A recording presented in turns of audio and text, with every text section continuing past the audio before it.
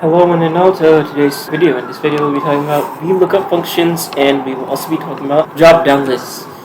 Without further ado, let's get into it. I'm gonna teach you how to make drop-down lists first. And before I do that, we're gonna put some stuff here. Like name, age, profession, salary, nationality, and gender. Once you've done that, you need to go to the data section here. Once you've made it here, alright, you need to go into data validation. You click list under allow, and after that you click on this arrow. It's going to generate this plus cursor, so you need to drag it down from the firstmost cell to the lastmost cell in this column. You click on this arrow here, click OK, and as you can see there's an arrow beside this cell. Click on it, it will pop up with all the different types of categories that we requested for the data validation pop to input as the drop-down list here. These are all the categories in the drop-down list, as you can see. So you can do age, you can select nationality, you can select all the different types of values, profession included. So this is one way of being able to get like a simplistic version of drop-down lists. Moreover, we're going to be talking about VLOOKUP functions. I created a new sheet for that, so I'm going to be talking about that as well.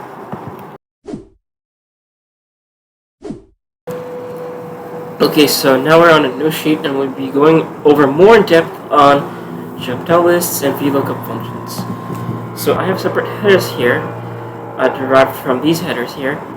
So we're going to input data in here from this data table so we can implement usage of drop-down list features on here once we get all this filled out. So first we're going to put John's name here.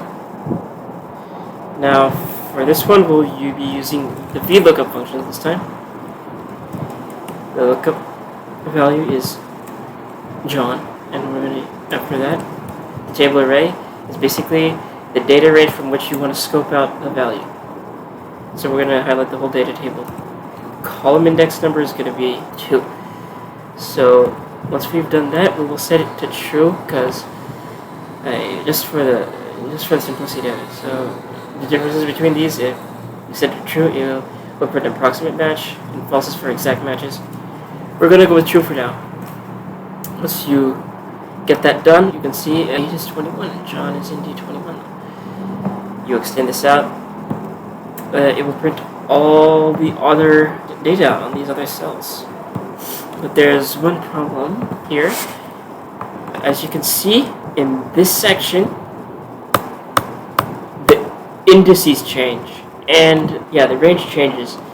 That's because every time we move to the right, the more cells we move up to the right to get this data filled in, it moves, the cells move along with that, and they move one column for every one column here that we move. So we're gonna get that problem fixed. So here, we do that, and we're gonna fix these ranges, alright? This is salary, so we look at the column before. I'm doing this so for the optimization we're about to do next after this. I don't wanna throw it off, so we need to make sure everything is in order. Feel free to fast forward if you need to. I'll be done shortly. Okay, so it's nationality. Alright, there we go. Now it's all in order. Yeah, we'll leave this for now.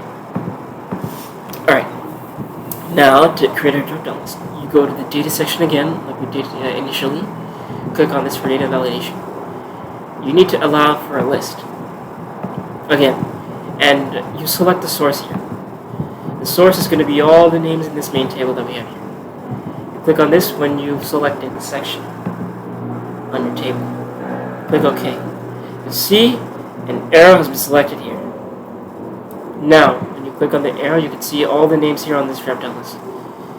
Let's see what happens if we click Jane, for example. You can see it's not available. That is because the indices are kind of wrong here. So I'm gonna take a look into it and get back at you, and I'm gonna also teach you how to get this fixed.